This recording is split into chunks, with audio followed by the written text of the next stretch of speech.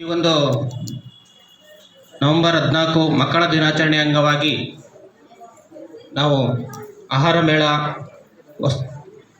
ವಿಜ್ಞಾನ ವಸ್ತು ಪ್ರದರ್ಶನ ಕಾರ್ಯಕ್ರಮಗಳನ್ನು ನಾವು ಹಮ್ಮಿಕೊಂಡಿದ್ದೀವಿ ನಮ್ಮ ಶಾಲೆಯಲ್ಲಿ. ಈ ಒಂದು ಸುಂದರ ಕಾರ್ಯಕ್ರಮಕ್ಕೆ ಆಸೀನರಾಗಿರ್ತಕ್ಕಂಥ ನಮ್ಮ STMC ಅಧ್ಯಕ್ಷರಾದ ತೀರ್ಥಲಿಂಗಪ್ಪ ಗಾಡಿ ಸರ್ ಅವರ ಆಗಮಿಸಿದ್ದಾರೆ. ಈ ಒಂದು ಕಾರ್ಯಕ್ರಮವನ್ನು ಯಶಸ್ವಿಯಾಗಿ ನೆರವೇರಿಸಿಕೊಡ್ತಾರಂತ ನಂಬ್ಕೊಂಡಿದ್ದೀವಿ. ಅವರಿಗೆ ನಿಮ್ಮೆಲ್ಲರ ಪರವಾಗಿ ಸ್ವಾಗತ ಸುಸ್ವಾಗತ.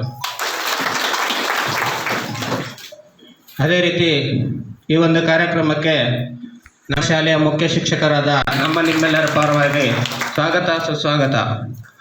ಅದೇ ರೀತಿ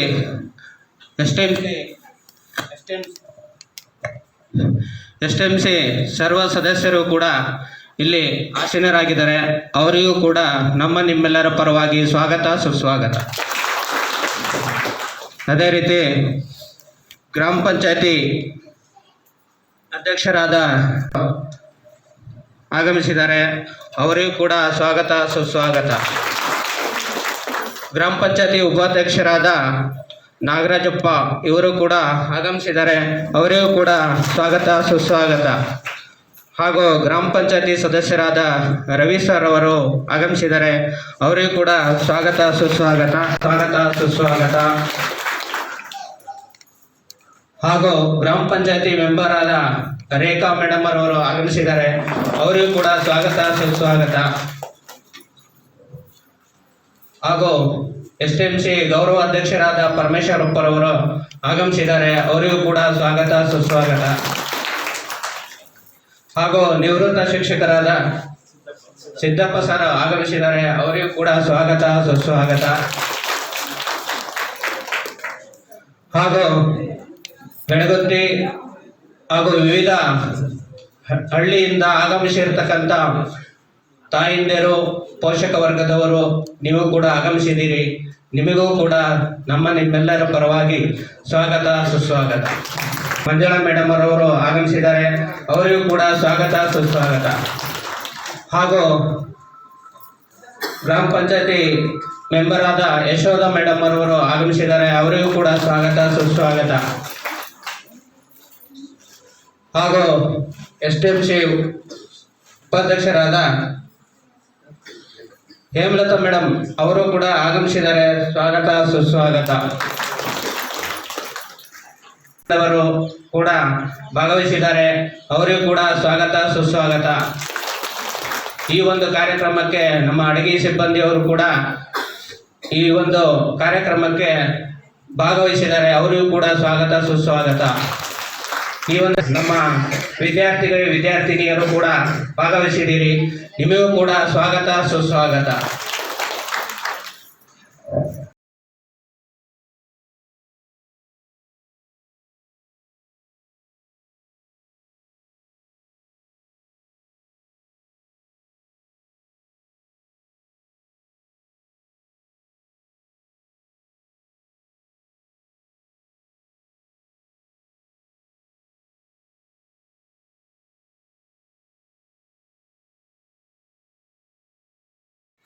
ಮಕ್ಕಳ ದಿನಾಚರಣೆಯ ಅಂಗವಾಗಿ ಶಿಕ್ಷಕ ಪೋಷಕ ಮಹಾಸಭೆಯನ್ನು ಆಯೋಜಿಸ್ಕೋಬೇಕು ಅಂತ ಹೇಳಿ ಸರ್ಕಾರದ ಆದೇಶ ಪ್ರಕಾರ ನಮ್ಮ ಶಾಲೆಯಲ್ಲಿ ಇವತ್ತು ಈ ಆಚರಣೆಯನ್ನು ಮಾಡ್ತಾಯಿದ್ದೀವಿ. ಅದರಲ್ಲೂ ಸಹ ನಾವು ವಿಶೇಷವಾಗಿ ನಮ್ಮ ಶಾಲೆಯಲ್ಲಿ ವಿವಿಧ ಕಾರ್ಯಕ್ರಮಗಳನ್ನು ಕೂಡ ಈಗ ನಾವು ಹಮ್ಮಿಕೊಂಡಿರ್ತಕ್ಕಂಥದ್ದು. ಒಂದು ವಿಜ್ಞಾನ ವಸ್ತು ಪ್ರದರ್ಶನ, ಆಹಾರ ಮೇಳ ಹಾಗೂ ಇತರ ಕಾರ್ಯಕ್ರಮಗಳನ್ನು ಕೂಡ ಒಂದು ಕಡೆ. ಯಾಕೆ ಅಂತ ಹೇಳಿದರೆ, ಪೋಷಕರು ಈ ದಿನ ತಮ್ಮ ಮಕ್ಕಳೊಂದಿಗೆ ನಮ್ಮ ಶಾಲೆ ಕಾಲವನ್ನು ಕಳೀಲಿ ಅಂತಕ್ಕಂತಹ ಒಂದು ಉದ್ದೇಶದಿಂದ ಈ ಕಾರ್ಯಕ್ರಮವನ್ನು ಮಾಡ್ತಾ ಇರ್ತಕ್ಕಂಥದ್ದು. ಈ ಪೋಷಕ ಶಿಕ್ಷಕ ಮಹಾಸಭೆಯ ಉದ್ದೇಶ ಏನು ಅಂತಕ್ಕಂಥದ್ದು, ಇದು ಸಮಾಜದೊಂದಿಗೆ ಶಾಲೆ ಬೆರೀಬೇಕು ಅಂತಕ್ಕಂಥದ್ದು ಮೂಲ ಉದ್ದೇಶ. ನಾವು ಶಿಕ್ಷಕರು ಮಕ್ಕಳೊಂದಿಗೆ ಕಾಲ ಕಳೀತೀವಿ, ಆದರೆ ಪೋಷಕರೊಂದಿಗೆ ಯಾವಾಗ ಪೋಷಕರ ಸಭೆ ಕರೆದಾಗ ಮಾತ್ರ ನಾವು ಮಾತಾಡ್ತಕ್ಕಂಥದ್ದು. ಆವತ್ತು ಅವರ ಕಲಿಕೆಯ ಬಗ್ಗೆ ಸಂಬಂಧಿಸಿದಂತೆ ಜಾರಿಗೆ ತಂದರೂ ಸಹ ಅದರ ಮೂಲ ಉದ್ದೇಶ ಮಕ್ಕಳ ಅಭಿವೃದ್ಧಿ, ಮಕ್ಕಳ ಶೈಕ್ಷಣಿಕ ಅಭಿವೃದ್ಧಿಯಾಗಿರುತ್ತದೆ. ಬಹುಶಃ ನಾವು ನಿರೀಕ್ಷೆ ಮಾಡಿರಲಿಲ್ಲ ಇದೇ ಫಸ್ಟ್ ಅನಿಸುತ್ತೆ. ಇಷ್ಟು ಜನ ಮೆಜಾರಿಟಿ ಆಫ್ ಪೋಷಕರಲ್ಲಿ ಮಹಿಳೆಯರು ಅತಿ ಹೆಚ್ಚು ಜನಸಂಖ್ಯೆಯಲ್ಲಿ ಸೇರಿರ್ತಕ್ಕಂಥದ್ದು ಇದೇ ಮೊದಲು ಅಂತ ಅನಿಸುತ್ತೆ ನನ್ನ ಭಾವನೆ. ಅದು ಅರ್ಥಪೂರ್ಣ ಕೂಡ. ಸರ್ಕಾರಗಳು ಎಷ್ಟು ಕಾರ್ಯಕ್ರಮಗಳನ್ನು ಜಾರಿಗೆ ತರ್ತವೆ. ಅದಕ್ಕೆ ಸಂಬಂಧಿಸಿದಂತೆ ಇಲಾಖೆಯ ಅಧಿಕಾರಿಗಳು, ಶಿಕ್ಷಕರು ಎಷ್ಟು ಶ್ರಮವಹಿಸಿ ಮಕ್ಕಳ ಕಲ್ಯಾಣಕ್ಕೆ, ಮಕ್ಕಳ ಶೈಕ್ಷಣಿಕ ಅಭಿವೃದ್ಧಿಗೆ ಕೆಲಸ ಮಾಡ್ತಾರೆ. ಆದರೆ ಮನೆಯಲ್ಲಿರ್ತಕ್ಕಂಥ ಪೋಷಕರಾದ ನಾವೇನು ಮಾಡ್ತಾಯಿದ್ದೀವಿ? ಬಹಳ ಹೆಚ್ಚಿನ ಪಾಲು ಪೋಷಕರದಾಗಿರುತ್ತೆ. ಹೈಸ್ಕೂಲ್ ಬಂದಿರತಕ್ಕಂಥ ಮಕ್ಕಳು ಓದೋದು ಬರೆಯೋದು ಗೊತ್ತಿರುತ್ತೆ. ಆದರೆ ಆ ಮಕ್ಕಳು ಮನೆಯಲ್ಲಿ ಓದ್ತಿದ್ದಾವೋ, ಹೋಮ್ವರ್ಕ್ ಮಾಡ್ತಿದ್ದಾವೋ ಇಲ್ಲವೋ ಅನ್ನೋದನ್ನು ಅಬ್ಸರ್ವ್ ಮಾಡ್ತಕ್ಕಂಥದ್ದು ಪೋಷಕರಾದ ನಿಮ್ಮೆಲ್ಲರ ಕರ್ತವ್ಯ. ಪೋಷಕ ಮತ್ತು ಶಿಕ್ಷಕರ ಮಹಾಸಭೆ ಸರ್ಕಾರದ ಮಹತ್ವವಾದಂಥ ಒಂದು ಸುತ್ತೋಲೆಯಂತೆ ಇಂದು ಬೆಳಗತ್ತಿ ಪ್ರೌಢಶಾಲೆ, ಸರ್ಕಾರಿ ಪ್ರೌಢಶಾಲೆಯಲ್ಲಿ ಈ ಒಂದು ಕಾರ್ಯಕ್ರಮ ತುಂಬ ಅದ್ಧೂರಿಯಾಗಿ ಸರ್ಕಾರದ ನಿರೀಕ್ಷೆಯಂತೆ ಪೋಷಕರು ಬಂದಿರುವಂಥ ಒಂದು ಮಹತ್ವವಾದಂಥ ವೇದಿಕೆಯಾಗಿ ನಮ್ಮ ಕಣ್ಮುಂದೆ ಕಾಣ್ತಾ ಇದೆ. ಸೊ ಈ ಒಂದು ವೇದಿಕೆಯ ಅಧ್ಯಕ್ಷತೆ ವಹಿಸಿರುವಂಥ ಈ ಶಾಲೆಯ STMC ಅಧ್ಯಕ್ಷರೇ, ಹಾಗೆ ನಮ್ಮ ತಾಲೂಕಿನ ಕ್ಷೇತ್ರ ಶಿಕ್ಷಣಾಧಿಕಾರಿಗಳಂಥ ನಿಂಗಪ್ಪ ಸರ್ ಅವರೇ, ಶಾಲಾ ಮುಖ್ಯಸ್ಥರಾದಂಥ ತೀರ್ಥಲಿಂಗಪ್ಪನವರೇ, ಗ್ರಾಮ ಪಂಚಾಯತಿಯ ಅಧ್ಯಕ್ಷರು, ಸದಸ್ಯರು ಮತ್ತು STMCಯ ಎಲ್ಲ ಉಪಾಧ್ಯಕ್ಷ ಸದಸ್ಯರುಗಳೇ, ಎಲ್ಲ ಪೋಷಕವೃಂದದವರೇ, ಶಿಕ್ಷಕವೃಂದದವರೇ, ಊರಿನ ಗ್ರಾಮಸ್ಥರೇ, ಮೋಸ್ಟ್ಲಿ ಪ್ರಾಸ್ತಾವಿಕವಾಗಿ ನಮ್ಮ ಸೋಮಶೇಖರ್ ಅವರು ಮಾತಾಡಿದಾಗ ಮೋಸ್ಟ್ಲಿ ವಿಚಾರದ ಬಗ್ಗೆ ಅಲ್ಲಿ ಹೇಳಿದ್ದಾರೆ, ಏನು ಪೋಷಕರ ಶಿಕ್ಷಕರ ಮಹಾಸಭೆ ಏನಕ್ಕಾಗಿ ಏರ್ಪಟ್ಟಿದೆ ಅಂತೇಳಿ, ಏತಕ್ಕಾಗಿ ಮಾಡ್ತಾ ಇದ್ದಾರೆ ಅಂತೇಳಿ. ಸೊ ರವಿಕುಮಾರ್ ಅವರು ಇವತ್ತು ಈಗ ಮಾತಾಡುವಾಗ ತುಂಬ ಒಳ್ಳೆ ಚೆನ್ನಾಗಿ ಮಾತಾಡ್ತಾಯಿದ್ರು. ಸರ್ ನಾವು ಮಾತಾಡ್ತಾ ಇದ್ವಿ, ಒಳ್ಳೆ ವಾಸ್ತವವಾಗಿ ವಿಚಾರಗಳನ್ನು ಮಂಡಿಸ್ತಾ ಇದ್ದಾರೆ ಅಂತೇಳಿ. ಇನ್ನೂ ಸ್ವಲ್ಪ ಹೊತ್ತು ಮಾತಾಡಬೇಕಿತ್ತು ನಾವು ಮಾತಾಡೋಕ್ಕಿಂತ ಹೆಚ್ಚಾಗಿ. ಯಾಕೆಂದರೆ ಈಗಿನ ಕಾಲ ಯಾವ ಥರ ಹೊಂಟಿದೆ, ಯಾವ ಥರ ಹೋಗ್ತಾ ಇದೆ, ಯಾವ ಕಡೆ ದಿಕ್ಕಿಗೆ ಹೋಗ್ತಾ ಇದೆ ಅಂತ. ಅದಕ್ಕೆ ನಮ್ಮ ತೀರ್ಥಲಿಂಗಪ್ಪ ಸರ್ ಅವರು ಸಹ ಅದನ್ನೇ ಸಾಥ್ ಕೊಡ್ತಾಯಿದ್ರು. ಎದುರಿಸ್ಕೊಂಡಿದ್ದಾರೆ ಪೋಷಕರನ್ನು ಅಂತ ನಿಜ ಅನ್ನಿಸ್ತಾ ಇದೆ. ನಾವು ಯಾಕೆ ಅಂದರೆ ಒಂದು ಮಕ್ಕಳು ಇಬ್ಬರು ಮಕ್ಕಳು ಇರ್ತಾರೆ, ಎದುರಿಸ್ಕೊಳ್ಳೋಕ್ಕೆ ನಾವು ಎದುರ್ಸೋಕ್ಕೆ ಸಹ ನಮಗೂ ಭಯ, ಯಾಕೆ ಬೇಕು ಅಂತೇಳಿ. ಈ ರೂಪಕ್ಕೆ ನಮ್ಮ ಸಮಾಜ ತಿರುಗಿರುವಂಥದ್ದು. ಬಟ್ ಎಲ್ಲಿ ತಿರುಗಿಕೊಂಡಿದೆ ಅಂದರೆ, ನಾವು ಗಿಡವಾಗಿ ಬಗ್ಗದ್ದು ಮರವಾಗಿ ಬಗ್ಗೀತೆ, ಈ ಪದ ನೀವು ಯಾವಾಗಲೂ ಕೇಳ್ಕೊಂತ ಬರ್ತೀರ. ನಾವು 3 ವರ್ಷಕ್ಕಿಂತ ಮುಂಚೆ ಮಕ್ಕಳಿಗೆ ಏನು ಕಲಿಸ್ತೀವಲ್ಲ ಅದು 100 ವರ್ಷ ತನಕ ಇರುತ್ತೆ.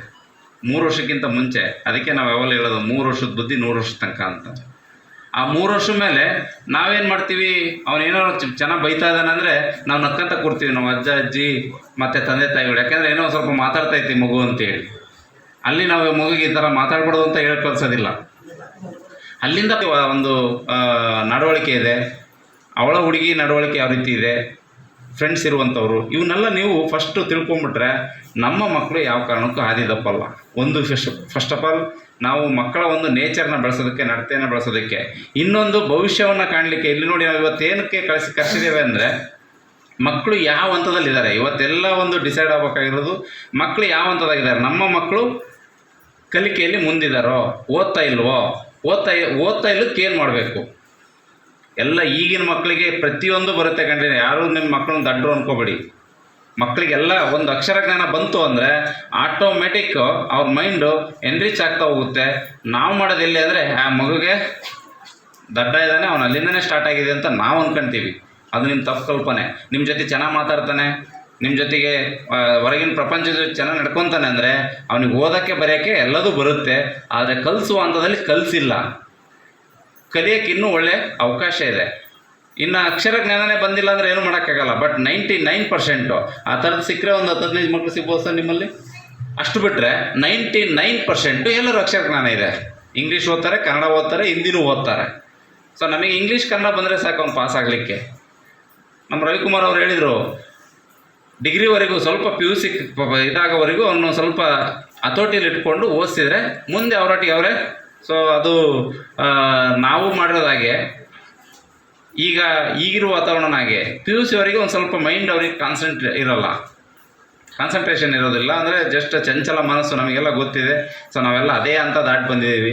ಆ ವಯಸ್ಸಲ್ಲಿ ನಾವೆಲ್ಲರೂ ಸಹ ನಮ್ಮ ಕೀಟ್ಲೆಗಳು ಇನ್ನೊಂದು ಮತ್ತೊಂದು ಮಗದೊಂದು ಮಾಡ್ಕೊಂತ ಬಂದಿರುವಂಥ ಒಂದು ವಯಸ್ಸಿರುತ್ತೆ. ಅದು ಕಾಮನ್. ಅದಕ್ಕಾಗಿ ಆ ವಯಸ್ಸನ್ನು ಚಂಚಲ ವಯಸ್ಸು ಅಂತ ಕರೀತಾರೆ. ಆ ವಯಸ್ಸು ದಾಟೋರಿಗೆ ನಾವು ತುಂಬ ಒಳ್ಳೆ ನೀಟಾಗಿ ಅವರಿಗೂ ಅವ್ರದೇ ರೂಟಲ್ಲಿ ಹೋಗಿ ನಾವು ಬೆಳೆಸಬೇಕು. ಮತ್ತು ಅವ್ರಿಗೆ ಅಡ್ಡಿ ಆತಂಕ ಮಾಡೋಂಗಿಲ್ಲ. ಅವ್ರದೇ ರೂಟಿಗೆ ಹೋಗಬೇಕು, ಅವ್ರ ರೂಟಿಂದನೇ ತಗೊಂಬರ್ಬೇಕು ನಮ್ಮ ರೂಟಿಗೆ. ಅಲ್ಲಿವರೆಗೂ ಸ್ವಲ್ಪ ಓದಲಿಕ್ಕೆ ಅವಕಾಶ ಕೊಡುವಂಥದ್ದು, ಮತ್ತು ಯಾವ ರೀತಿ ಓದಬೇಕು ಮನೆಯಲ್ಲಿ ಅಂತೇಳಿ. ಮನೇಲಿ ಓದುವಾಗ ಮಕ್ಕಳು ಎಲ್ಲರೂ ಸಹ ಒಂದು ಸಿಸ್ಟಮೆಟಿಕ್ಕಾಗಿ ಓದ್ತಾರೆ ಇಲ್ಲ ಅನ್ನೋದು ನೀವು ಗಮನಿಸೋಕ್ಕೆ ಭಾಳಷ್ಟು ಅವಕಾಶ ಇದೆ. ಎಲ್ಲಿ ಕೂತ್ಕೊತಾರೆ ಇವ್ರು ಓದೋಕ್ಕೆ? ಟಿ ವಿ ಮುಂದೆ ಕೂತ್ಕೊಂತಾರ, ಟಿ ವಿ ಆಫ್ ಮಾಡಿ ಕೂತ್ಕೊಂತಾರ, ಅಥವಾ ಅವ್ರ ರೂಮಲ್ಲಿ ಕೂತ್ಕೊಂತಾರ? ಇದು ನಾವು ಅಬ್ಸರ್ವ್ ಮಾಡಬೇಕಾಗಿರೋದು. ಮಕ್ಕಳು ಟಿ ವಿ ಮುಂದೆ ಕೂತಂದ್ರೆ ಅವ್ರು ಓದಲ್ಲ. ಸುಮ್ಮನೆ ಇಲ್ಲ ನಾನು ಓದ್ತೇನೆ, ಟಿ ವಿ ಹಚ್ಕೊಂಡು ಓದಿದ್ರು ಓದ್ತೇನೆ, ಹೆಂಗೆ ಓದೋಕ್ಕಾಗುತ್ತೆ? ಟಿ ವಿ ಧಾರಾವಾಹಿ ನೋಡ್ತಾ ಇದ್ದರೆ ನೀವು ಮೆಣಸಿನ್ಕಾಯನ್ನು ತೊಟ್ಟು ಮುರಿದು ಪಲ್ಯದೊಳಗೆ ಹಾಕಿದಂಗೆ ಆಕತಿ. ಟಿ ವಿ ಧಾರಾವಾಹಿ ನೋಡ್ತಾ ಇದ್ದರೆ ಮೆಣಸಿನ್ಕಾಯಿ ಹೊರಗೆ ತೊಟ್ಟು ಸಾಂಬಾರೊಳಗೆ ಆಗುತ್ತೆ. ಹಂಗೆ ಮಕ್ಕಳು ಓದೋದಾಗುತ್ತೆ. ಇದು ನಮ್ಮ ವಾತಾವರಣ. ಸೊ ಅದೆಲ್ಲರಿಗೂ ಗೊತ್ತಿದೆ. ಒಳ್ಳೆ ಉತ್ತಮ ಒಂದು ಸುಸ್ಥಿತಿಯಲ್ಲಿ ನಾವೆಲ್ಲರೂ ಇದ್ದೀವಿ. ಈಗಿನ ವಾತಾವರಣ ಸ್ವಲ್ಪ ನಮ್ಮ ಮನೆಗಳೆಲ್ಲ ತುಂಬ ಚೆನ್ನಾಗಿ ಸುಸ್ಥಿತಿ ಇದೆ. ಯಾವ ಮಕ್ಕಳಿಗೂ ಕುಂದು ಕೊರತೆ ಇಲ್ಲ. ನಾವೆಲ್ಲ ಓದುವಾಗ ನಮ್ಮನ್ನು ಕೂಲಿ ಕಳಿಸೆ ನಾವು ಸಹ ದುಡ್ಕೊಂಬಂದೆ ನಾವು ಶಾಲೆಗೆ ಹೋಗ್ಬೇಕಿತ್ತು. ಆ ಥರ ವಾತಾವರಣ ಇದ್ದರೆ ನಿಜಕ್ಕೂ ಸಹ ಮಕ್ಕಳು ಚೆನ್ನಾಗಿ ಕಲಿತಿದ್ರು ಅನಿಸುತ್ತೆ. ಯಾಕೆಂದ್ರೆ ನಮ್ಮ ಶಾಲೆ ಬರಲೇಬೇಕಂತ ಕಟ್ಟಪ್ಪಣೆ ಮಾಡಿದ್ದು. ಆ ಒಂದು ಪ್ರೀತಿಗೆ ಕಟ್ಬಿದ್ದು ನಿಮ್ಮನ್ನೆಲ್ಲ ನೋಡಬೇಕು, ನಿಮ್ಮ ಜೊತೆ ಮಾತಾಡಬೇಕು, ಈ ಒಂದು ವೇದಿಕೆಯ ಸುಖ ಸಂತೋಷವನ್ನು ಅನುಭವಿಸಬೇಕು. ಹಾಗೇನೆ ನನ್ನ ಇಲಾಖೆಯ ನಿರ್ದೇಶನಗಳದು ಅವನ್ನ ತಮ್ಮ ಜೊತೆಗೆ ಹಂಚ್ಕೋಬೇಕು ಅಂತ ನಾನು ಇಲ್ಲಿ ಬಂದಿದ್ದೇನೆ. ಹಾಗೆ ಈ ವೇದಿಕೆ ಮೇಲಿರ್ತಕ್ಕಂತಹ ಮತ್ತು ಮುಂಭಾಗದಲ್ಲಿರ್ತಕ್ಕಂತಹ ಈ ಒಂದು ಕೆಲಸಕ್ಕೆ ಕೈ ಜೋಡಿಸಿದಂತಹ ಎಲ್ಲ ಪರೋಕ್ಷರಿಗೂ ಮತ್ತು ಪ್ರತ್ಯಕ್ಷರಿಗೂ ಪ್ರಥಮತಃ ನಾನು ನಮಸ್ಕಾರಗಳನ್ನು ಮಾಡ್ತೇನೆ. ತುಂಬಾ ಚೆನ್ನಾಗಿ ಮಾತಾಡಿದ್ರಿ ಸರ್. ತಮ್ಮ ಅನುಭವ ಭಾರಿ ದೊಡ್ಡದು. ನಿಮ್ಮ ಮುಂದೆ ನಾವೆಲ್ಲ ಸಣ್ಣವರು ಅಂತ ಖಂಡಿತ ಒಪ್ಕೊಂತೀವಿ, ಇಲ್ಲ ಅಂತಲ್ಲ. ಮನಸ್ಸು ದೊಡ್ಡದು, ದೇಹ ಸಣ್ಣದಾಗಿರ್ಬೋದು, ಆದರೆ ಮನಸ್ಸು ಮಾತ್ರ ಯಾವ ಕಾರಣಕ್ಕೂ ಅವ್ರಿದ್ದಂಗಿಲ್ಲ. ಅದು ಬಹಳ ಖುಷಿ ಕೊಡ್ತು ನನಗೆ ನಾವು ಹೇಳಿರ್ತಕ್ಕಂಥ ಮಾತು. ಯಾಕೆಂದ್ರೆ ಅನುಭವಿಸಿದ್ದನ್ನ ಅನುಭವದಿಂದ ಹೇಳ್ತಕ್ಕಂಥ ಮನುಷ್ಯರು ಅವರು ಅಷ್ಟೇ. ನಾವು ಅನುಭವಿಸ್ತಾ ಇರೋದನ್ನ ಅನುಭವಿಸಿದ್ದೆ ಅಂತ ಹೇಳ್ತಕ್ಕಂಥ ಹೇಳ್ಕೊಂಡ್ಬಿಡ್ತೀವಿ ಅಲ್ವಾ? ಅವರು ಅನುಭವಿಸಿದನ್ನ ಅನುಭವದಿಂದ ಈಗ ಅವತ್ತು ಹೇಳಿದ್ರು. ಸತ್ಯ ಕೂಡ ಅದು. ಆಗಿನ ಪರಿಸ್ಥಿತಿಗಳು ಹಾಗೆ ಇತ್ತು. ಟೀಚರ್ ಅನ್ನೋ ಒಂದು ಗೌರವ ಇತ್ತು. ಶಾಲೆ ಅಂದ್ರೆ ಒಂದು ದೇವಸ್ಥಾನ ಅನ್ನೋದಿತ್ತು. ಈಗಲೂ ಭಾವನೆ ಇದೆ, ಆದ್ರೆ ಅದನ್ನ ತೋರಿಸ್ಕೊಡ್ಕೊಳಕ್ ನಮಗೆ ಮನಸ್ಸುಗಳಿಲ್ಲ, ಅಷ್ಟೇ ಕಡಿಮೆ ಆಗ್ಬಿಟ್ಟಿದೆ. ಯಾಕೆಂದ್ರೆ ನಮ್ಮ ಜೀವನದ ಜಂಜಾಟದಲ್ಲಿ ಇದು ನಮ್ದು ದೇವಸ್ಥಾನ ಅನ್ನೋದನ್ನ ನಾವು ಮರ್ತ್ಬಿಟ್ಟಿದ್ದೇವೆ. ನಮ್ಮ ರವಿ ಸರ್ ಅವರು ಹೇಳಿದ್ರು, ಇನ್ನೊಬ್ರು ಯಾರು ಮಾತಾಡಿದ್ರು, ತುಂಬಾ ಚೆನ್ನಾಗಿ ಮಕ್ಕಳ ಬಗ್ಗೆ ನಮ್ಮ BRC ಅವರು ಮಾತಾಡಿದ್ರು. ಮಕ್ಕಳ ಬಗ್ಗೆ ನಾವೆಲ್ಲ ಈ ಬಟ್ಟೆ ಹಾಕೊಂಡಿದೀವಲ್ಲ, ಬೇರೆ ಚನ್ನಬಸಪ್ಪನ ಹೇಳಿ ಯಾರಿಗೆ ಗೊತ್ತಿಲ್ಲ ಹೇಳ್ರಿ, ಇಲ್ಲಿ ಗೊತ್ತಿದ್ದಾರೆ ಹೆಣ್ಮಕ್ಳಿಗೆ ಹೇಳಿ ನೋಡೋಣ, ಯಾರಿಗೆ ಗೊತ್ತಿಲ್ಲ ಅಲ್ವಾ? ನೀವು ಹೇಳ್ತೀರಿ ನಾನೇ ಹೋದ್ರೆ ನಾನು ಹೆಂಡತಿ ಕರ್ಕೊಂಡ್ರೆ ಕನಿಷ್ಠ 3 ಗಂಟೆ ಬೇಕು, 3 ಗಂಟೆ ಬೇಕು. ಅದಕ್ಕೆ ನೀನು ಒಳಗೆ ಹೋಗವಂತ ನಾನು ಕಾರ್ಯಕ್ಕೆ ಹೋಗ್ಬಿಡ್ತೇನೆ. ಬಿಲ್ ಕೊಡೋ ಟೈಮ್ನಾಗ ಅಷ್ಟೇ ಕರಿ ಬರ್ತೀನಿ, ಅಲ್ಲಿವರೆಗೂ ಕರಿಬೇಡ ಅಂತ ಹೇಳ್ಬಿಡ್ತೇನೆ. ಸತ್ಯ ಕೂಡ ಆಯ್ತು. ನಾವು ಹಾಕೊಳ್ತಕ್ಕಂಥ ಒಂದು ಬಟ್ಟೆಗೆ 3 ಗಂಟೆ 4 ಗಂಟೆ 5 ಗಂಟೆ ತನಕ ವೇಸ್ಟ್ ಮಾಡೋದು. ನಮ್ಮ ಮಗು ನಮ್ಮ ಮನೆಗೆ ನಾವು ಒಂದು ಅರ್ಧ ಗಂಟೆ ವಾಚ್ ಮಾಡಲ್ಲ, ನಮ್ಮ ಮನೆಗೆ. ನಮ್ಮ ಅಪ್ಪ ಅಮ್ಮ ಹಿಂದೆ ನಮ್ಮನ್ನ ಅರ್ಧ ಗಂಟೆ ವಾಚ್ ಮಾಡಕ್ ನಾವು ಇಲ್ಲಿ ನಿಂತ್ಕೊಂಡಿದ್ದೀವಿ ಅಲ್ವಾ? ನೀವು ಒಂದು ಅರ್ಧ ಗಂಟೆ ಅಷ್ಟೇನೆ. ಮಗು ಓದ್ಕಿರಬೇಕಾದ್ರೆ ಏನ್ ಮಾಡ್ತೀಯ ಮಗ, ಏನ್ ಮಾಡ್ತೀಯ ಮಗಳೇ ಅಂತನ ಒಂದು ಕಣ್ಣ ಒಂಚೂರು ಹಿಂಗಿಟ್ರೆ ಅಷ್ಟೇ ಸಾಕು. ಮಗು ಎನ್ಕರೇಜ್ ಆಗುತ್ತೆ. ನಮ್ಮ ಅಪ್ಪ ನೋಡ್ತಾರೆ, ಹೆದರಿಕೆ ಇರಬೇಕು, ಹೆದರಿಕೆ ಇರಬಾರ್ದು ಅಂತಲ್ಲ. ಹೆದರಿಕೆ ಪ್ರೀತಿಯಲ್ಲೂ ಇರಬೇಕು, ಬೆದರಿಕೆ ಪ್ರೀತಿಯಲ್ಲೂ ಇರಬೇಕು. ಹೆದರಿಕೆ ಮತ್ತು ಬೆದರಿಕೆಗೆ ಪ್ರೀತಿ ಇರಲೇಬೇಕು, ಇಲ್ಲಾಂದ್ರೆ ಮಗು ಹಾಳಾಗುತ್ತೆ. ನಮ್ ಬೆದರಿಕೆ ಅಷ್ಟೇ ಇತ್ತು ಅಂದ್ರೆ ಮಗು ಏನೋ ರಚ್ಚಿಟ್ಕೊಳ್ತದೆ. ಓದಲ್ಲ ಅನ್ನೋದು, ಅಥವಾ ನಾನು ಸ್ಕೂಲ್ಗೆ ಹೋಗಲ್ಲ ಅನ್ನೋದು, ಅಥವಾ ಸ್ಕೂಲ್ಗೆ ಹೋಗ್ತೀನಿ ಅಂತ ಬಂದು ಎಲ್ಲೋ ಹೋಗೋದು. ನಾವು ಇಂಥ ಸನ್ನಿವೇಶಗಳನ್ನ ಬಹಳ ನೋಡ್ತೀವಿ. ಯಾಕಂದ್ರೆ ತಂದೆ ತಾಯಿಗೆ ಒತ್ತಾಯ ಮಾಡಿದ್ರು ಅಂದ್ರೆ ಮಗು ಸೂಸೈಡ್ ಮಾಡ್ಕೊಂಡಿರ್ತಕ್ಕಂಥ ಘಟನೆ ನಾವೆಲ್ಲ ನೋಡ್ಕೊಂಡು ಟಿವಿಯಲ್ಲೆಲ್ಲ ನೋಡಿದ್ರಿ, ಕೇಳಿದ್ರಿ, ಪೇಪರ್ ಎಲ್ಲ ನಾವು ಓದಿದ್ವಿ. ನಮ್ಮ ಕಣ್ಣು ಮುಂದೆ ಎಷ್ಟೋ ನಡೆದಿಲ್ಲ ಅಂತ. ಕರೋನಾ ಕಾಲದಲ್ಲಿ ನಾವು SSLC ಮಕ್ಕಳಿಗೆ ಆನ್ಲೈನ್ ಕ್ಲಾಸ್ ಮಾಡ್ತೀವಿ ಅಂತ ಹೇಳಿ ನಮ್ಮೆಲ್ಲ ಪೋಷಕರಿಗೆ ಮೊಬೈಲ್ ಕೊಡಿಸಿ ಅಂತ ಹೇಳಿದ್ವಿ. ನನ್ನ ತಮ್ಮನ ಮಗಳು ಕೂಡ ನಾವಾಗ SLC ಓದ್ತಾ ಇತ್ತು ಕೋಗ್ಲೂರು ಹೈಸ್ಕೂಲಲ್ಲಿ, ಚನ್ನಗಿರಿ ತಾಲೂಕು ಹಿರೇಕೋಗ್ಲೂರು ಹೈಸ್ಕೂಲಲ್ಲಿ. ನಾನು ಅಲ್ಲಿ ಅವಾಗ ಆಫೀಸರ್ ಆಗಿದ್ದೆ. ನಮ್ಮ ತಮ್ಮ ಬಂದ, ಅಣ್ಣ ಮತ್ ಮಗಳಿಗೆ ಒಂದು ಮೊಬೈಲ್ ಅಂತ ಕೊಡ್ಸೋಣಂತ, ದುಡ್ಡಿಲ್ಲ. ಕೊಡಿಸ್ದೆ. ನನ್ನ ಮಗಳು ಆ ಮೊಬೈಲ್ ಅನ್ನ ಓದಕ್ಕೆ ಉಪಯೋಗ ಮಾಡಲಿಲ್ಲ, ನನ್ನ ತಂಗಿ ಮಗನ ಜೊತೆ ಚಾಟ್ ಮಾಡಕ್ ಉಪಯೋಗ ಮಾಡಿದ್ಲು. ಸತ್ಯ ಘಟನೆ ಇದು. ಮದುವೆ ಆಗದೇ ಇರೋ ವಯಸ್ಸಿನಾಗ ಮದುವೆ ಮಾಡಿಕೊಟ್ಟಿದ್ವಿ. ಈಗ ಹೆಣ್ಮಗಳು ನಿನ್ನೆ ತೊಟ್ಲು ಕಾರ್ಯಕ್ರಮ ನಾನು ಹೇಳಿದ್ದೆ, ಮಗಳ ನೀನು ಎಲ್ಲವರೆಗೂ ಓದ್ತೆ ಅಲ್ಲಿವರೆಗೂ ಓದ್ಬೇಕಾದ್ರೆ ನಾನು ಓದಿಸ್ತೇನೆ ಅಂತ ಹೇಳಿದ್ದೆ. ಜೀವನ ಹಾಳಾಯ್ತು. ಇದು ಸತ್ಯ ಘಟನೆ. ಇದೇ ನಾನು ಬೇರೆದು ಹೇಳ್ತಾ ಇಲ್ಲ, ನನ್ನ ಫ್ಯಾಮಿಲಿದೇ ಘಟನೆ ಹೇಳ್ತಾ ಇದ್ದೇನೆ. ಹಿಂಗಾಗ್ಬಾರ್ದು. ಹೆಣ್ಮಕ್ಳು ಹಿಂಗಾಗ್ಬಾರ್ದು. ಹೆಣ್ಮಕ್ಳಿಗೆ ತುಂಬಾ ಬುದ್ಧಿ ಹೇಳ್ಬೇಕು ನಾವು. ಅಲ್ಲಿ ನಮ್ಮ ತಮ್ಮ ವಾಚ್ ಮಾಡ್ಲಿಲ್ಲ, ನನ್ನ ಸೊಸೆ ವಾಚ್ ಮಾಡ್ಲಿಲ್ಲ ಮಗಳನ್ನ. ಆ ಮುಖ್ಯ ಶಿಕ್ಷಕ ಪ್ರಭಾ ಅಂತ ಈಗಲೂ ಅಲ್ಲೇ ಇದ್ದಾನೆ. ಒಂದೆರಡು ಸಲ ನನ್ನ ಕಿವಿಗೆ ಹೇಳಿದ್ದ, ಸರ್ ಯಾಕೋ ಪ್ರಿಯಾ ಸ್ವಲ್ಪ ಬೇರೆ ರೂಟಲ್ಲಿ ಇದ್ದಾಳೆ ನೋಡ್ರಿ ಸರ್ ಅಂತ. ನಾನು ನನ್ನ ಒತ್ತಡದಿಂದ ನಾನು ಹೋಗಿ ಮಾತಾಡಿಸ್ಲಿಕ್ಕಾಗಿಲ್ಲ. ಅದ್ರಲ್ಲಿ ನಂದು ತಪ್ಪಿದೆ ಅಂತ ನಾನು ಒಪ್ಪಿಕೊಳ್ತೀನಿ. ಹಾಗೆ ಮಕ್ಕಳನ್ನ ನಾವು ನೋಡೋ ಸಮಯದಲ್ಲಿ ನಾವು ನೋಡಿಲ್ಲ ಅಂದ್ರೆ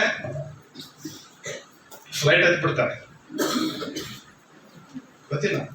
ಆಮೇಲೆ ನಮಗೆ ನೋವು, ಆಗ ಸಂಕಟಗಳು, ನೋವುಗಳು, ತೊಂದರೆಗಳು, ಸಮಸ್ಯೆಗಳು ನಮ್ಮ ಮುಂದೆ ಅದಂಗಿರೋದು. ಎಷ್ಟು ಹೋಗ್ಬೇಡ ಅಲ್ಲ. ನಾನು ಹೋಗ್ಲಿಲ್ಲ ತೊಟ್ಟಿಲ್ ಸರ್ ಕಾರ್ಯಕ್ರಮಕ್ಕೆ, ಅದನ್ನ ಏನ್ ನೋಡೋಣ ಅಂತೀವಿ. ನಮ್ಮ ತಮ್ಮ ನನ್ನ ಸೊಸೆ ಇಬ್ರು ಬಂದು ನನ್ನ ಆಫೀಸಿಗೆ ಬಂದು ಕೂತ್ಕೊಂಡಿದ್ರು ಹೊನ್ನಾಳಿ ಬಾಣ ಅಂತೀವಿ. ನಾನು ಹೋಗಕ್ಕಾಗಲಿಲ್ಲ ಅನ್ಸುತ್ತೆ ಅವಾಗ. ಹಾಗೆ ಬಹಳಷ್ಟು ಜನ ತಾಯಂದಿರಿದ್ದಾರೆ, ಬಹಳಷ್ಟು ಜನ ಹೆಣ್ಮಕ್ಳು ತಾಯಂದಿರು ಇದ್ದಾರೆ. ಮಗುನ ಏನ್ ಇದೆ ಅನ್ನೋದನ್ನ ನೋಡಿ, ದಿನ ಒಂದು ಅರ್ಧ ಗಂಟೆ ನೋಡಿ. ನಿಮ್ದು ಏನೇ ಕೆಲಸ ಇರಲಿ, ಅರ್ಧ ಗಂಟೆ ಊಟ ಮಾಡೋದು ಲೇಟ್ ಆಗಿ, ಅರ್ಧ ಗಂಟೆ ಹೊಲಕ್ಕೆ ಹೋಗೋದು ಲೇಟ್ ಆಗಿ, ಅರ್ಧ ಗಂಟೆ ತೋಟಕ್ಕೆ ಬಿಡೋದು ಲೇಟ್ ಆಗಿ, ಮಕ್ಕಳು ಏನ್ ಮಾಡ್ತಿದ್ದೀರಿ ಅನ್ನೋದು ಮುಂದೆ ನೋಡಿ. ಯಾಕಂದ್ರೆ ಬಟ್ಟೆಗೆ ನಾವು ಅಷ್ಟೊಂದು ಇದನ್ನು ಕೊಡೋದು. ಈ ಬಟ್ಟೆ ಅಂದ ತಕ್ಷಣ ಇನ್ನೊಂದು ನೆನಪು, ರೈಮೆಂಡ್ಸ್ ಬಟ್ಟೆ ಹಾಕೊಳ್ತೀವಲ್ವಾ? ರೈಮೆಂಡ್ಸ್ ಅಂತ ಗೊತ್ತಿದೆ ನಿಮ್ಗೆಲ್ಲ, ರೈಮೆಂಡ್ಸ್ ಅಲ್ವಾ? ಆ ರೈಮೆಂಡ್ಸ್ ಕಟ್ಟಿರ್ತಕ್ಕಂಥ ಒಬ್ಬ ವ್ಯಾಪಾರಸ್ಥ ಸಣ್ಣದ ಬಟ್ಟೆ ಮಾರ್ಕೊಂಡು ದೊಡ್ಡದ ಅಂಗಡಿ ಮಾಡಿ ಇಡೀ ಪ್ರಪಂಚದಲ್ಲೆಲ್ಲ ಸಾವಿರಾರು ಕೋಟಿ ಅಂಗಡಿಗಳನ್ನು ಮಾಡಿದ, ಸಾವಿರಾರು ಕೋಟಿ ಆಸ್ತಿ ಮಾಡಿದ. ಈಗಲೂ ಇದು ದಾವಣಗೆರೆಗಳಿದಾವೆ, ಎಲ್ಲ ಕಡೆಗಿದಾವೆ ಬ್ರಾಂಚ್ಗಳು ರೈಮಂಡ್ಸ್. 2 ಜನ ಮಕ್ಕಳು, ಗಂಡು ಮಕ್ಕಳು ಆದ್ರೆ ಅವರಿಗೆ, ಆ ವ್ಯಾಪಾರಸ್ಥನಿಗೆ, ಆ ರೈಮಂಡ್ಸ್ ಓನರ್ಗೆ 2 ಜನ ಗಂಡು ಮಕ್ಕಳು. ತಂದೆ ಬೆಂಗಳೂರವರು, ಅವರು ಬಾಂಬೆಲ್ ಮನೆ ಮಾಡಿಟ್ರು. 2 ಜನನೂ ಕೂಡ ಒಬ್ಬನಿಗೆ ಜರ್ಮನಿಗೆ ಹೋದ, ಒಬ್ಬನಿಗೆ ಲಂಡನ್ಗೆ ಹೋದ. ಒಬ್ಬನ ಜರ್ಮನಿಯಲ್ಲಿ ಸೆಟ್ ಆಗಿದೆ, ಒಬ್ಬನ ಲಂಡನ್ ಸೆಟ್ ಆಗಿದೆ. ಮುಂಬೈನಲ್ಲಿ ಆ ತಂದೆಯನ್ನ ನೋಡ್ಲಿಕ್ಕೆ ಒಬ್ಬನಿಗೆ ತಿಂಗಳಿಗೆ ಎಷ್ಟು ರೂಪಾಯಿ ಕೊಡ್ಬೋದು ಒಬ್ಬ ಮನುಷ್ಯನ ನೋಡ್ಕೊಳ್ಳಿಕ್ಕೆ?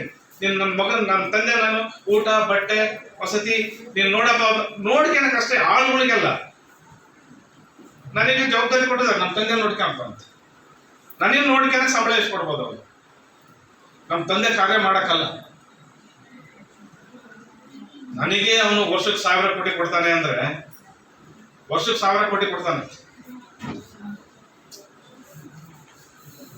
ಕೊನೆಗೆ ಅವರಪ್ಪ ಸತ್ತಾಗ ಫೋನ್ ಮಾಡಿದ್ರೆ, ನಾವು ತುಂಬಾ ಬ್ಯುಸಿ ಇದೀವಿ ಲಂಡನ್ನಲ್ಲಿ, ನಾನು ಬರೋಕ್ಕಾಗಲ್ಲ, 1000 ಕೋಟಿ ಜೊತೆಗೆ ಪ್ಲಸ್ 1000 ಕೋಟಿ ಕೊಡ್ತೀನಿ, ನಮ್ಮ ತಮ್ಮನ ಖರ್ಚು ಮಾಡು ಅಂತ ಅಣ್ಣ ಹೇಳಿ.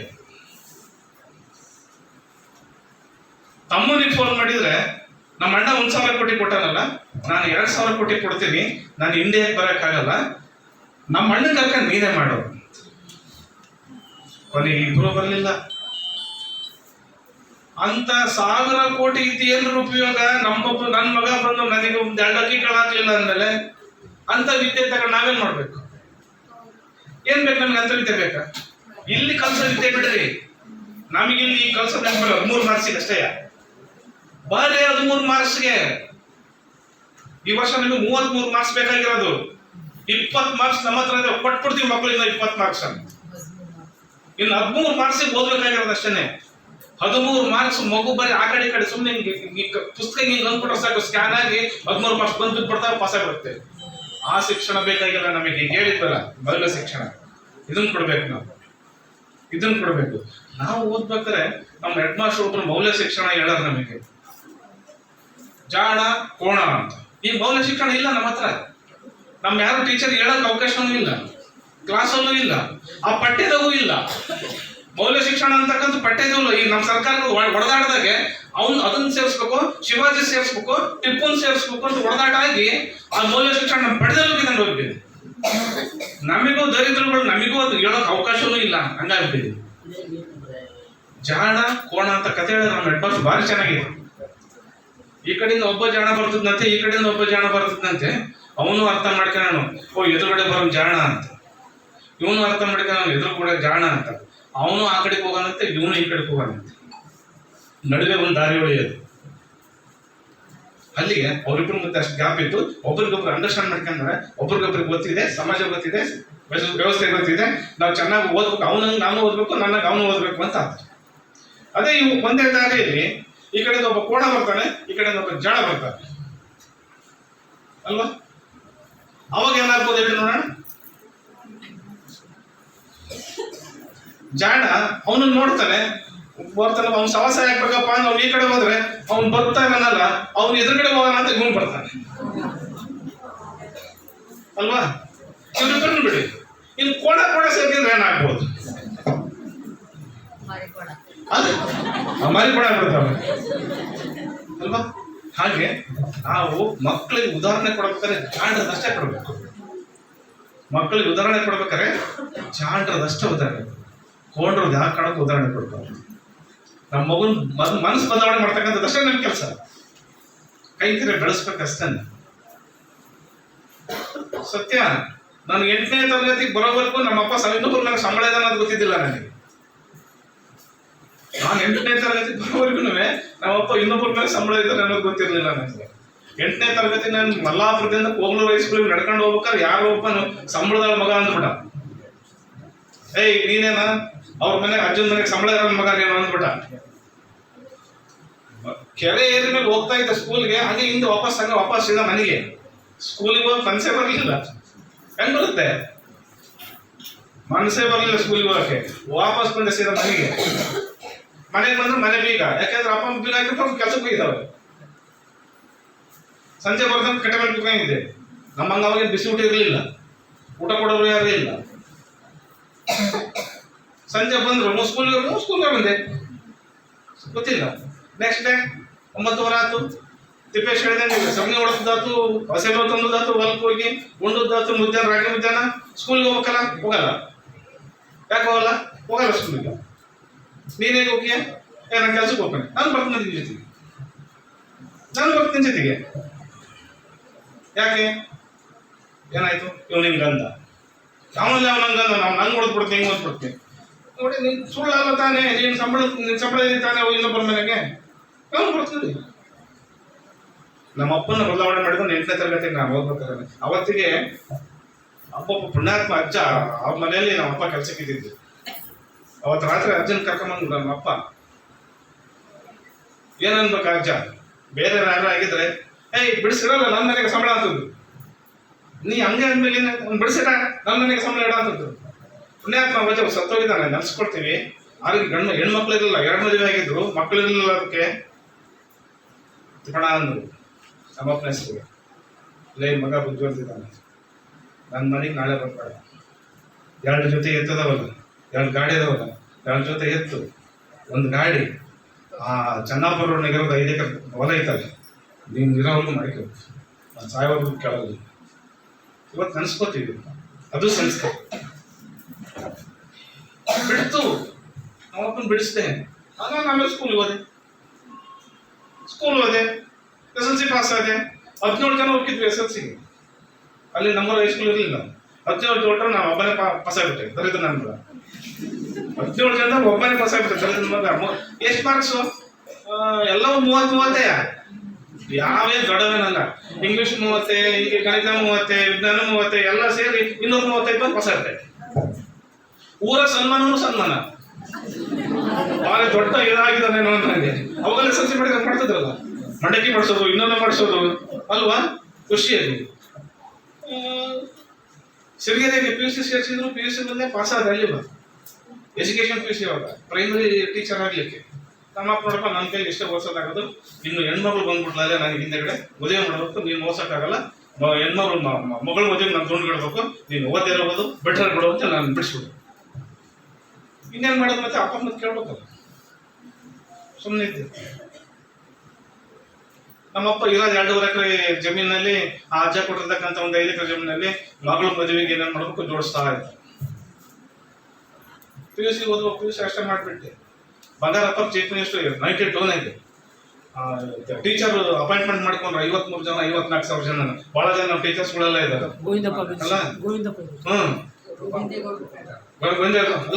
ಅದಕ್ಕಿಂತ ಇದ್ದೆ ಬಂಗಾರಪ್ಪನ ಇದ್ದಾಗ ಸರ್ ಕೃಪಾಂತದಲ್ಲಿ 53,000 ಜನ ತಗೊಂಡ್ರೆ ಅವಾಗ ಇದರಲ್ಲಿ. ಅದಕ್ಕಿಂತ ಹಿಂದೆ 15 ಮಾರ್ಕ್ಸ್ ಗ್ರಾಮೀಣ ಕೃಪಾಂತ ಕೊಟ್ರ ಬಂಗಾರಪ್ಪ. ನಮಗೆಲ್ಲ ಖುಷಿ, ನಾವು ಟೀಚರ್ ಆಗ್ಬಿಡ್ತೀವಿ ಅಂತ. ಎಜುಕೇಶನ್ ಫೀಸ್ ಆಗಿದೆ 53 ಜನ, ಓದ್ತಾರಿಗೆಲ್ಲ ಸಿಕ್ಬಿಡುತ್ತೆ ಅಂತ ಓದಿದ್ರೆ. ದುರದೃಷ್ಟಕ್ಕೆ ಒಂದೇ ಸಲ ಪಾಸ್ ಆಗಿದ್ನೆ SSLC, ಬರೀ 30 ತಗೊಂಡು ಯಾವ ಕೆಲಸ ಕೊಡ್ತಾನೆ 30 ನನಗೆ ಪರ್ಸೆಂಟೇಜ್ ಫೇಲ್ ಆದ 50 ತಗೊಂಡ ಕೆಲಸ ಸಿಕ್ಬಿಡ್ತಾವ. 17 ಜನ ಫೇಲ್ ಆಗಿತ್ತಲ್ಲ, 17 ಜನ ಪ್ರೈವೇಟ್ ಟೀಚರ್ ಆಗಿ ಹೋಗ್ಬಿಟ್ರು. ಆಡೋರು ಉಳ್ಕೊಂಡ ನಮ್ಮಪ್ಪ SSLC ಮನೆ ಉಳ್ಕೊಂಡ. ಇದನ್ನ ಯಾಕೆ ಹೇಳ್ತೀನಿ ಅಂದ್ರೆ 13 ಮಾರ್ಕ್ಸ್ ಹೇಳಿದ್ನಲ್ಲ, ಆ 13 ಮಾರ್ಕ್ಸ್ಗೋಸ್ಕರ ನಾನು ಈ ಕತೆ ಹೇಳ್ತಾ ಇದ್ದೀನಿ. ನಾನು ಪಾಸ್ ಆಗಕ್ಕೆ 13 ಮಾರ್ಕ್ಸ್ ಸಾಕು, ನಮಗೆ ಮುಂದಕ್ಕೆ ಬರಂಗಿಲ್ಲಲ್ಲ. 92 ನನಗೆ ಊರಾಗಿದ್ದರೆ ಎಲ್ಲರೂ ಪ್ರೈಮರಿ ಟೀಚರ್ ಆಗ್ಬಿಟ್ರು. ಇಲ್ಲೂ ಒಂದು 2-3 ಜನ ನನ್ನ ಜೊತೆಗೆ ಇರೋದು ಟೀಚರ್ ಆಗಿರೋ, ನನ್ನ ಜೊತೆಗೆ ಓದ್ದವ್ರು ಪ್ರೈವೇಟ್ ಟೀಚರ್ ಇದ್ದಾರೆ ಇಲ್ಲೂ ಕೂಡ. ಏನ್ ಮಾಡ್ಬೇಕು, ಇಡೀ ಊರಾಗಲ್ಲ ನಾವು ದೊರೆದ್ರ ಮಗ ಬಹಳ ಚೆನ್ನಾಗಿ ಓದ್ತಾನೆ ಅಂತಂದ್ರೆ ಮೆಷ ಕಸ ತಗೊಳಕ್ಕಾಗಿಲ್ಲ ಇವನಿಗೆ. ಗೊತ್ತಲ್ಲ ಊರಾಗ ಬೈತಾರೆ ಅಂತ ಹೇಳಿಸ್ತಾರೆ ಅಂತ. ನಮ್ಮ ಅಪ್ಪ ನಮ್ಮಮ್ಮಗೆ ಏನಾಗಬೇಕು, ಎಲ್ಲ ಮಕ್ಕಳು ಆದ್ರೂ ಇವ್ ನನ್ನ ಮಗ ಆಗ್ಲಿಲ್ಲ ಟೀಚರ್ ಆಗ್ಲಿಲ್ಲ ಅಂತ ಎಲ್ಲ ನೋವುಗಳನ್ನು ಅನುಭವಿಸ್ಕೊಂಡ್ವಿ. ಮಕ್ಕಳಿಗೆ ಗತಿ ಬರ್ತದೆ, ಮಕ್ಕಳಿಗೆ ಭಾವನೆ ಬರ್ತದೆ. ಇನ್ನೊಂದು ಮಗು ಪಕ್ಕದ ಮನೆ ಮಗು ಪಾಸ್ ಆಗಿದೆ, ನನ್ನ ಮಗು ಫೇಲ್ ಆಗಿದೆ ಅಂತ ತಕ್ಷಣ ಆ ಮಗುಗೆ ಭಾವನೆ ಬರ್ತದೆ. ಪಕ್ಕದ ಮನೆ ಮಗು ಒಂದು ಸವಲತ್ತು ಸಿಕ್ತು, ನನಗೆ ಸವಲತ್ತು ಸಿಕ್ಕಿಲ್ಲ ಅಂದ ತಕ್ಷಣ ಮಗುಗೆ ಆ ಭಾವನೆ ಬರ್ತದೆ. ಆ ಭಾವನೆನ ದೂರ ಮಾಡುವಂತ ಪೋಷಕರು ನಾವಾಗಿರ್ಬೇಕು. ನಾವು ಕೂಡ ಅವ್ರು ಬೈತಾರೆ ಅಂತೇಳಿ ನಾವು ಕೂಡ ಮಗುನ ಹೀಯಾಳಿಸ್ಬಾರ್ದು, ಎನ್ಕರೇಜ್ ಮಾಡಿ. ಮಗ ಇದಲ್ಲ ಅಂದ್ರೆ ಬೇಡ, ಇನ್ನೊಂದು ಯಾವ್ದೋ ಸಿಗ್ತದೆ ಅಂತ, ಇನ್ನೊಂದಲ್ಲ ಇದೇ ಯಾವ್ದೋ ಸಿಗ್ತದೆ ಅಂತ. ನಾನು ಆರಾಮಾಗಿ PUC ಮಾಡ್ಕೊಂಡು ನನಗಿದ್ದೆ ಆರಾಮಾಗೆ ಬೆಸೆ ಹೊಡ್ಕಂತ ಅದು ಹೊಡ್ಕಂತ ಇದು ಹೊಡ್ಕಂತ. ಯಾರೊಬ್ಬ ನನ್ನ ಸ್ನೇಹಿತ ಅವ್ನು ಹೊಲ್ದಾಗ ಕೆಲ್ಸಕ್ಕೆ ಹೋಗಿದ್ದೆ, ಅವ್ನು ಟ್ರ್ಯಾಕ್ಟರ್ ಇತ್ತು. ಎಲ್ಲರ ಜೊತೆಗೆ ಹೆಣ್ಮಕ್ಳ ಜೊತೆ ಗಂಡು ಮಕ್ಳ ಜೊತೆ ನಾನು ಕೆಲಸ ಮಾಡೋದು ನೋಡಿ, ಲೈ ನಿಂಗ ಬಾಯಿಲಿ ಅಂತ. ನಾನು ಅವನ ಫ್ರೆಂಡ್, ಅವನೊಂದು 20 ಎಕರೆ ಕೊಟ್ಟ. ಸರ್ ಅವನು ನೀನೆಲ್ಲ ಅವ್ರ ಜೊತೆಗೆಲ್ಲ ಕೆಲಸ ಮಾಡ್ಬೇಡ, ಟ್ರ್ಯಾಕ್ಟರ್ ಡ್ರೈವಿಂಗ್ ಕಲಿಸ್ತೀನಿ, ಬೈಲಿ ಟ್ರ್ಯಾಕ್ಟರ್ ಡ್ರೈವಿಂಗ್ ಕಲಿಸ್ತಾರೆ ಒಂದು ವಾರದಲ್ಲಿ. ಆಮೇಲೆ ಟ್ರ್ಯಾಕ್ಟರ್ ಡ್ರೈವಿಂಗ್ ಮಾಡ್ಕೊಂತ ಇದ್ದೆ. ಈಗಿದ್ದೆ ಹುಡುಕಿಯನ್ ಯಾರೊಬ್ರು ಮನೆಗೆ ಬಂದ್ರು ಒಂದು ರಸದಲ್ಲಿ ಮೇ ತಿಂಗಳಲ್ಲಿ. ಡಿಗ್ರಿ ಕಾಲೇಜ್ ಹೋದ್ರು. ನಾವು ಡಿಗ್ರಿ ಕಾಲೇಜ್ ಓಪನ್ ಮಾಡಿದ್ವಿ. ನೀನೇನು ಫೀಸ್ ಕೊಡ್ಬೇಡ 3 ವರ್ಷನ, ನೀನು ಬಸ್ ಚಾರ್ಜ್ ಕೂಡ ಊರಿಂದ ಸಂತೆಯಿಂದ ಓಡಾಡಕ್ಕೆ ಬಸ್ ಚಾರ್ಜ್ ಕೊಡ್ತೀವಿ, ಬಂದು ಜಾಯಿನ್ ಆಗುವ ಅಂತ. ಇಲ್ಲಿ ಒಂದು ಒಳ್ಳೆ ಅವಕಾಶ ಸಿಗ್ತಲ್ಲ ಅನ್ಕೊಂಡು 3 ವರ್ಷ ಡಿಗ್ರಿ ಬಂದು. ಅದ್ರಾಗೂ ಮೊದಲನೇ ವರ್ಷ ಸರಿಯಾಗಿ ಕಾಲೇಜ್ ಹೋಗ್ಲಿಲ್ಲ. ಇದೊಂದು 5-6 ಜನ ಇದ್ವಿ. ಅದ್ರಾಗೂ ಒಂದು ಹುಡುಗಿ ಪಾಸ್ ಆಗುತ್ತೆ ಅಷ್ಟು. ಆ ಹುಡುಗಿಗೆ ಸನ್ಮಾನ ಅಭಿಮಾನಗಳು ಹೇಳ್ಬಾರ್ದು. ಅವ್ನು ನಂಗೆ ನಮ್ಮ ಕಣ್ಣು ಕೂಗ್ ಕೆಲಸ ಯಾಕೆ ದ್ವೇಷ, ಅವಳು ನಂಗೆ ನೋಡಿದ ತಕ್ಷಣ ದ್ವೇಷ, ಅವ್ರು ಹಂಗೆ ಮಾಡ್ಬಿಟ್ಟು ನಾವು ಹಿಂಗ್ ಮಾಡಿದ್ರೆ ನಮಗಿಂಗ್ ಮಾಡೋದಿಲ್ಲ ಅಂತೇಳಿ ಅಲ್ಲೂ ಒಂಚೂರು ನೋವಾಗ್ಬಿಟ್ಟು ಮತ್ತೇನು ಅಲ್ಲೇ ಬಿಡ್ಬಾರ್ದಲ್ಲ ಅಂತ ಮತ್ತೆ ಅಕ್ಟೋಬರ್ ಪಾಸ್ ಮಾಡ್ಕೊಂಡು ಮತ್ತೆ ಸೆಕೆಂಡ್ ಇಯರ್ಗೆ ಅವರೆಲ್ಲರಿಗಿಂತ ಹೆಚ್ಚು ನನಗೆ ಸನ್ಮಾನ ಮಾಡ್ಕೊಂಡೆ. ಡಿಗ್ರಿನೂ ಮಾಡ್ಕೊಂಡೆ, B.Ed ಮಾಡ್ಕೊಂಡೆ. ಎಕ್ಸಾಮ್ ಬಂತು, ಕಾಂಪಿಟೇಷನ್ಸ್ ಎಕ್ಸಾಮ್ ಬಂದು KAS ಬಂತು, KES ಬಂತು, ಸೆಕೆಂಡ್ ಡಿವಿಷನ್ ಕ್ಲರ್ಕ್ ಬಂತು, ಫಸ್ಟ್ ಡಿವಿಷನ್ ಕ್ಲರ್ಕ್ ಬಂತು, ಬ್ಯಾಂಕಿಂಗ್ ಬಂತು. 92ರಲ್ಲಿ ನಾನು ಏನು ಪ್ರೈಮರಿ ಟೀಚರ್ ಆಗಿಲ್ಲ ಅನ್ನೋದು ಒಂದು ರಚ್ಚು ಏನು ಇತ್ತಲ್ಲ, ಆ ರಚ್ಚು ಅವೆಲ್ಲ ಎಕ್ಸಾಮ್ಗಳು ಪಾಸ್ ಮಾಡಿಸ್ಬಿಟ್ಟು, ಎಲ್ಲ ಎಕ್ಸಾಮ್ಗಳನ್ನು ಪಾಸ್ ಮಾಡಿಸ್ತು.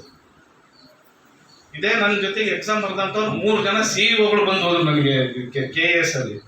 ದುರದೃಷ್ಟವ್ರು ನನಗೆ KAS ಆಗಲಿಲ್ಲ. ಇಲ್ಲಾಂದ್ರೆ ನಾನು ಅವಾಗಲೂ ಅಸಿಸ್ಟೆಂಟ್ ಕಮಿಷನರ್, ಇವತ್ತು ಯಾವುದೋ ಒಂದು ಜಿಲ್ಲಾಧಿಕಾರಿ ಮತ್ತು ಇನ್ನೇನೋ ಎಲ್ಲೋ ಇರ್ತಿದ್ದೆ. ನಾನು ಸಿಗ್ಲಿಲ್ಲ, ನನಗೆ ದುರದೃಷ್ಟ ಸಿಗ್ಲಿಲ್ಲ.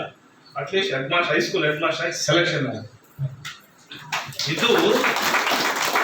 ಒಬ್ಬ ಮಗುವಿಗೆ ಸಾಧನೆ ಮಾಡಬೇಕು ಅಂದಾಗ ಅವನಿಗೆ ರೊಚ್ಚು ಇರಬೇಕು, ಕಿಚ್ಚು ಇರಬೇಕು, ನೋವು ಇರಬೇಕು, ನಲಿವು ಇರಬೇಕು. ಅದನ್ನ ಕೊಡೋರು ನೀವಾಗಿರ್ಬೇಕು ಅಲ್ವಾ? ನಮ್ಮಮ್ಮ ರೊಟ್ಟಿ ತಟ್ಕೊಳ್ತಾ ನಾನು ಉರೆ ಹಾಕ್ಬೇಕು, ನಮ್ಮಮ್ಮ ರೊಟ್ಟಿ ತಟ್ಟೋದು. ನನಗೆ ಕೆಲಸ ಸಿಕ್ಕಿಲ್ಲ ಅಂತ ಹತ್ತಕ್ಕಂತ ನಾನು ಉರೆ ಹಾಕಿದ್ರೆ ಸಮಾಧಾನ ಮಾಡ್ಕೊಂಡು ನನಗೆ ರೊಟ್ಟಿ ತಟ್ಕೊಂಡು ನನಗೆ ಸಮಾಧಾನ ಮಾಡಿ ಇದನ್ನೇ ಹೇಳೋದು. ಆ ಕಾನ್ಫಿಡೆನ್ಸ್ ಇದೆಯಲ್ಲ, ಆ ತಾಯಿ ನನಗೆ ತುಂಬಿದ ಕಾನ್ಫಿಡೆನ್ಸ್ ಇದೆಯಲ್ಲ, ಅದು ನೀವೊಂದು ಇವತ್ತು ನಾನೆಲ್ಲರ ಹೋದ್ರಲ್ಲಿ ಇದಕ್ಕೆ ನಾನು ನಮ್ಮೂರಿಗೆ ಯಾವ್ದಾರು ಫಂಕ್ಷನ್ಗೆ ಕರೆದಾಗ ನಾನು ಹಿಂಗೆ ಕೂತ್ಕೊಂಡು ವೇದಿಕೆ ಮೇಲೆ ಭಾಷಣ ಮಾಡಿದ್ರೆ ನಮ್ಮಮ್ಮ ಅಲ್ಲಿ ಬಂದು ಕೂತ್ಕೊಂಡು ನನ್ನ ಮಗ ಭಾಷಣ ಮಾಡ್ತಾನೆ ಬಂದು ಕೂತ್ಕೊಂಡು ಕೇಳ್ತದೆ. ಅಂಥವ್ರು ನೀವು ಆಗಬೇಕು. ನಿಮ್ಮ ಮಕ್ಕಳು ಕೂಡ ನಾಳೆ ಇಲ್ಲಿ ಮಾತಾಡಬೇಕು, ಆಗಬೇಕು. ಅಂಥ ಸಂಸ್ಕಾರ ಕೊಡ್ರಿ ಅಂತ ಇವ್ರು ಹೇಳಿದ್ರು. ಮಕ್ಕಳಿಗೆ ಅಂಥ ಸಂಸ್ಕಾರ ಕೊಡ್ರಿ ಅಂತ ಹೇಳಿದ್ರು. ಕೊಟ್ರಿ. ಮಗು ಒಂದ್ಸಲಿ ಫೇಲ್ ಆದ್ರೆ ಫೇಲ್ ಅಲ್ಲ. ಮಗು SLC ಫೇಲ್ ಆಗ್ಬೋದು ಅಷ್ಟೇನೆ, 8th ಫೇಲ್ ಆಗ್ಬೋದು ಅಷ್ಟೇನೆ, ಒಂದು ಸಬ್ಜೆಕ್ಟ್ ಅಲ್ಲಿ ಫೇಲ್ ಆಗ್ಬೋದು ಅಷ್ಟೇನೆ. ಜೀವನದಲ್ಲಿ ಫೇಲ್ ಆಗಕ್ ಬಿಡಬೇಡಿ. ಮಕ್ಕಳನ್ನ ಜೀವನದಲ್ಲಿ ಫೇಲ್ ಆಗ್ಬೇಕು.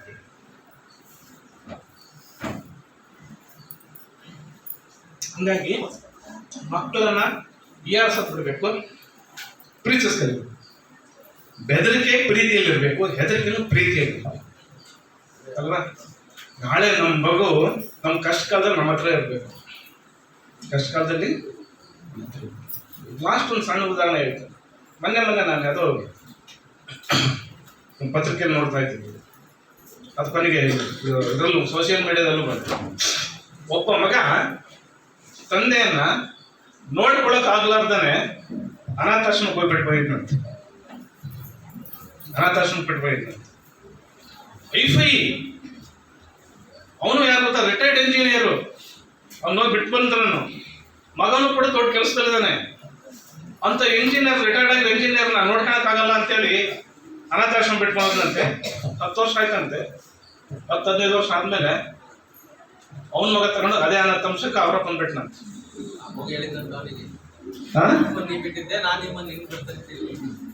ಈ ಶಿಕ್ಷಣ ಬೇಕಾ ನಮಗೆ? ಈ ಶಿಕ್ಷಣ ಬೇಕಾ ನಮಗೆ? ಅದಕ್ಕೆ ನಮ್ದು ನಿಮ್ದು ಮಹಾಸಭೆ ಇದು. ಅದಕ್ಕೆ ನಮ್ದು ನಿಮ್ದು ಮಹಾಸಭೆ ಇದು. ನಮ್ದು ನಿಮ್ದು ಮಹಾಸಭೆ ಇದು. ಹಾಗಾಗಿ ಮಕ್ಕಳು ದೇವರು ಅಂತ ಅವ್ರು ಹೇಳಿದ್ರು. ಅವ್ರು ದೇವರೇ ಅವು ತಪ್ಪು ಮಾಡಲ್ಲ. ನಾವು ತಪ್ಪು ಮಾಡಿಸ್ತೀವಿ ಅಷ್ಟೇ. ನಾವು ತಪ್ಪು ಮಾಡುವಂತಹ ಕೆಲಸಗಳನ್ನ ನನಗೆ ಯಾರು ಬಂದಿರ್ತಾರೆ, ನಾನು ಇಲ್ಲ ಅಂತ ಹೇಳು ಅಂತ ಹೇಳ್ತೀನಿ. ನಾನು ಅಪ್ಪಾಜಿ ಇಲ್ಲ ಅಂತ ಹೇಳ ಅಂತ ಹೇಳ್ತೀನಿ. ಯಾರು ಕಲಿಸಿದ್ದು ಅಲ್ವಾ? ನಾವೇ ತಾನೆ. ಇಂಥ ಅನುಭವಗಳಿದಾವಲ್ಲ, ಇಂಥ ಅನುಭವಗಳನ್ನ ನಾವಾಗಿ ಸೃಷ್ಟಿ ಮಾಡಿ ಮಕ್ಕಳನ್ನ ಆ ಮಟ್ಟಕ್ಕೆ ತಂದಿದ್ದೀವಿ ಅಷ್ಟೇ. ತಂದಿದ್ದೀವಿ. ಸರ್ ಹೇಳಿದ್ರು ಅದು ಇನ್ನೊಂದ್ ಕಡೆ ಅಲ್ಲಿ ಜಡ್ಜ್ ಹೇಳ್ತಾ ಇದ್ರು. ಪಿ ಯು ಸಿ ಮಕ್ಳಿಗೆ ಪಾಠ ಮಾಡ್ತಾ ಇದ್ವಲ್ಲ, ಜಡ್ಜ್ ಕಾರ್ಯಕ್ರಮ ಮಾಡ್ತಾ ಇದ್ವಿ. ಜಡ್ಜ್ ಹೇಳ್ತಾರೆ, ನಮ್ಮ ಹೊನ್ನಾಳಿಯ ಪ್ರಥಮ ದರ್ಜೆ ನ್ಯಾಯಾಧೀಶ ಹೇಳಿದ್ರು. ಅವ್ರ ಕತೆ ಹೇಳ್ಕೊಂಡ್ರು. ನನ್ನ ಕತೆ ಹೆಂಗೆ ಹೇಳ್ಕೊಂಡು ನಂಗೆ ಅವ್ರ ಕತೆ ಹೇಳ್ಕೊಂಡ್ರು. ಅವ್ರು ಇನ್ನೂ ಮದುವೆಯಾಗಿಲ್ಲ ಪಾಪ, ಇನ್ನೂ ಹುಡುಗರು. ಅವ್ರನ್ನ ಅವ್ರ ಕತೆ ಕೇಳಿ ನನಗೆ ನಂದೇನು ಕಷ್ಟ ಬಿಡಬೇಕು, ನನ್ನ ಮುಂದೆ ಇವ್ರದ್ದು ಇನ್ನೂ ಭಾರಿ ಕಷ್ಟಪಟ್ಟು ಬೆಳೆದಾರೆ ಅಂದ್ಕೊಂಡೆ. ನಾನು ಕೂಡ ನನಗೂ ಒಬ್ಬ ಮಗ, ನಿಮ್ಮಂಗೆ ನನಗೂ ಒಬ್ಬ ಮಗ ಇದೆ. PUC ನಲ್ಲಿ ನಿಮಗೆಲ್ಲ ಮಕ್ಕಳನ್ನ ಹಠ ಮಾಡ್ತಾರೆ, ನನಗೊಂದು ಹಠ ಮಾಡಿದ. ನನಗೆ ಬೈಕ್ ಬೇಕೇ ಬೇಕು ಅಂತ ಕೊಡ್ಸೋ ಚೈತನ್ಯ ಇದ್ರೂ ಕೊಡ್ಸಕ್ ಆಗ್ಲಿಲ್ಲ. ಆದ್ರೂ ಹಠ ಮಾಡಿದಾಗ ಕೊಡಿಸ್ದೆ. 5 ವರ್ಷ ಇಟ್ಕೊಂಡ. ಪಾಪ ನನಗೆ ಬೇಡ ಮಾಡ್ಕೊಳ್ತೀನಿ ಅಂತ. ಯಾಕೆ ಅವ್ನು ಬುದ್ಧಿ ಬಂದಿತ್ತಲ್ಲ ಅವನ ಮೇಲೆ. ಎಜುಕೇಶನ್ ಮುಗ್ದಿತ್ತು. ಎಜುಕೇಶನ್ ಮುಗಿದಾದ್ಮೇಲೇನು ನಮ್ಮ ಅಪ್ಪ ಇನ್ನೇನು ದುಡಿತಾ ಬಂತು, ಇನ್ನು 5 ವರ್ಷ ಐತೆ ರಿಟೈರ್ಡ್, ನಾನೇನಾದ್ರು ದುಡಿಬೇಕಲ್ಲ ಅಂತ ಪ್ರಾರಂಭ ಆತ ಅವನಿಗೂ ಕೂಡ ಅಲ್ವಾ? ಮಕ್ಕಳು ಆ ಲೆವೆಲ್ಗೆ ಬಂದ್ಮೇಲೆ ಹಂಗೆ ಚಿಂತನೆ ಮಾಡ್ತಾರೆ. ಹಾಗಾಗಿ ನಾವು 1ನೇ ತರಗತಿಯಿಂದ ಹಿಡಿದು ಅವ್ರು ಡಿಗ್ರಿ ಮುಗಿಸೋ ತನಕ ಏನು ಎಜುಕೇಶನ್ ಕೊಡೋದೈತಲ್ಲ, ಅದನ್ನ ನಾವು ಕರೆಕ್ಟಾಗಿ ನಮ್ಮ ಕೆಲಸವನ್ನು ನಾವು ಮಾಡಿದ್ವಿ ಅಂದ್ರೆ ಅಲ್ವಾ, ಆ ಕೆಲಸವನ್ನು ನಾವು ಒಂದು ಗಾದೆ ಇದೆ. ನೋಡದೇ ಇದ್ರೆ ಹೊಲ ಹಾಳಾಗುತ್ತಂತೆ, ಕೇಳದೇ ಇದ್ರೆ ಕೊಟ್ಟು ಸಾಲ ಬರಲ್ಲಂತೆ. ಹೌದಲ್ಲ? ನಮ್ ಕಣ್ ಮುಂದಿರೋ ಮಕ್ಕಳನ್ನೇ ನಾವು ನೋಡಿಲ್ಲ ಅಂದ್ಬಿಟ್ಟು ನಮ್ ಕಣ್ ಮುಂದಿರ್ತಾರೆ, ಅದು ನಮ್ಮ ಆಸ್ತಿ, ಅದು ನಮ್ಮ ಆಸ್ತಿ. ಅದು ಹೌದಲ್ಲ? ಅದು ನಮ್ಮ ಆಸ್ತಿ. ನಾವೆಷ್ಟೇ ದುಡ್ದಿದ್ರೇನು, ಯಾವ ಸಂದರ್ಭದಲ್ಲಿ ಏನಾದ್ರೂ ಹೋಗ್ಬೋದು, ಎಟ್ಲಾಗಾದ್ರೂ ಹೋಗ್ಬೋದು. ಎಲ್ಲರೂ ನಮ್ಮ ಕಣ್ಮುಂದೆ ಇದ್ದಾರೆ. ದೊಡ್ಡ ದೊಡ್ಡ ಆಸ್ತಿ ಮಾಡಿದವರು ನಮ್ಮ ಕಣ್ಮುಂದೆ ಇದ್ದಾರೆ. ಇವತ್ತು ಏನು ಇಲ್ದಂಗೆ ಆಗಿರೋ ಕಣ್ಮುಂದೆ ಇದ್ದಾರೆ. ಏನು ಇಲ್ದಾರೆ ಇವತ್ತು ಎಂತ ಆಸ್ತಿ ಮಾಡ್ಕೊಂಡು ಎಲ್ಲ ಚೆನ್ನಾಗಿರೋರು ನಾವು ನೋಡಿದೀವಿ ನಮ್ಮ ಜೀವನದುದ್ದಕ್ಕೂ ಅಲ್ವಾ? ಹಾಗಾಗಿ ಮಕ್ಕಳನ್ನ ಮಕ್ಕಳಾಗಿ ಬೆಳೆಸ್ಕಷ್ಟೇ, ಬೇರೆ ಏನು ಹಾಕಿ ಬೆಳೆಸ್ಬೇಕು.